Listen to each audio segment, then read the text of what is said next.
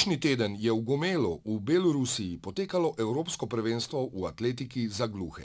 Kot edini predstavnik Slovenije se je prvenstva udeležil gluh atlet Tadej Enci. Nastopil je v teku na 400 metrov. Po uspešnem preboju v finale je v močni konkurenci zasedel nehvaležno 4. mesto. Z tretjega mesta sem se res zelo veselil, saj je bila letos zares izjemna konkurenca. Zmagovalec Turk je lani postal tudi olimpijski prvak in rekorder gluhih, tako da je bilo zares težko, ampak četrto mesto od 24 prijavljenih atletov je zame velik uspeh. Je pa bilo izjemno težko laufati v dvorani, saj je bilo zelo ostra krivina, kakršne nisem bil vajen, saj je bila tudi popolno nasprotje krivina, ki je potekal v prejšnjih tekmovanjih v drugih dvoranah. Tako da sem vesel. Mi je bilo predstavljati slovensko barvo, kot Evropsko prvenstvo.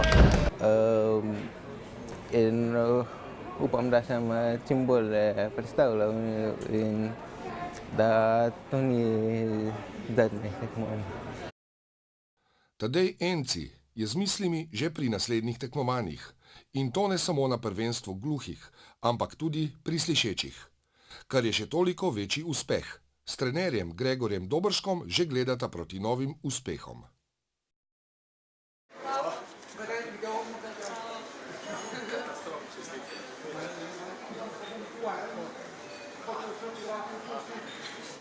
Zdaj se želim najprej malo spočiti glavo od vsega adrenalina in dogajanja.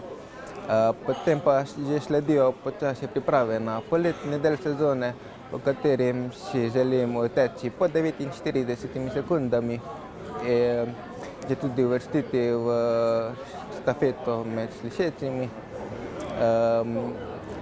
Za naslednjo sezono pa bom nastopil tudi na svetovnem dvoranskem prvenstvu v Estoniji in v poletnem delu sezone še na Evropskem prvenstvu na prostem v Nemčiji.